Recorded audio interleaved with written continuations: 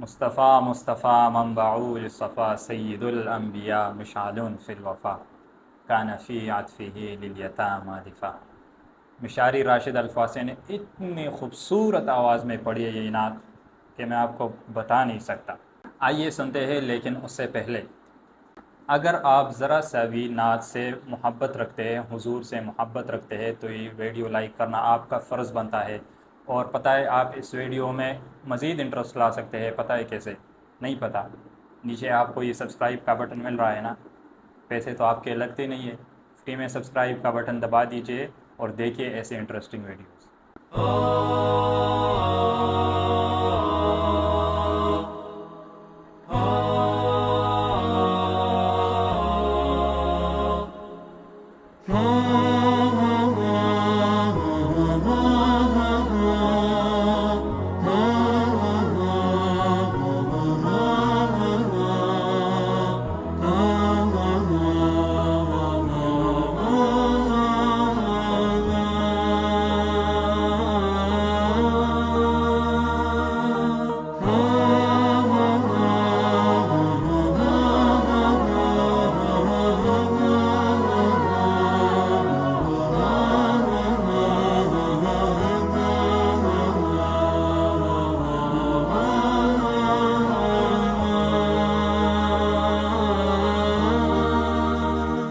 मुस्तफा मुस्तफा मनबउल सफ़ा सय्यिदुल अंबिया मिशालुन फिल वफ़ा कान फ़ी अत्फ़िही लिल यतामा दिफ़ा।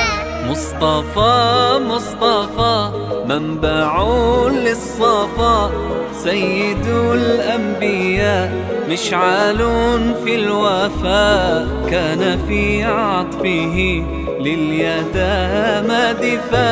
حن قلبي له فاض شوقا إليه ليس أرجو سوى شربة من يديه. الصلاة عليه والسلام عليه للسماء ارتقى فأتى بالنقاء وغدا وجهه نيرا مشرقا. كان من عفوه حين حان اللقاء قال فلتذهبوا أنتم الطلقاء. مصطفى مصطفى منبعول الصفا سيد الأنبياء مشعل في الوفاء كان في عطفه لليتامى دفا.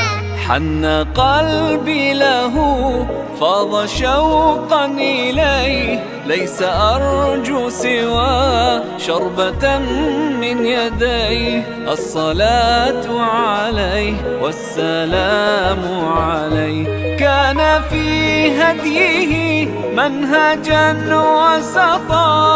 كان تسعده بسمة البسطاء. سيد في الكرم قمة في العطاء. مصطفى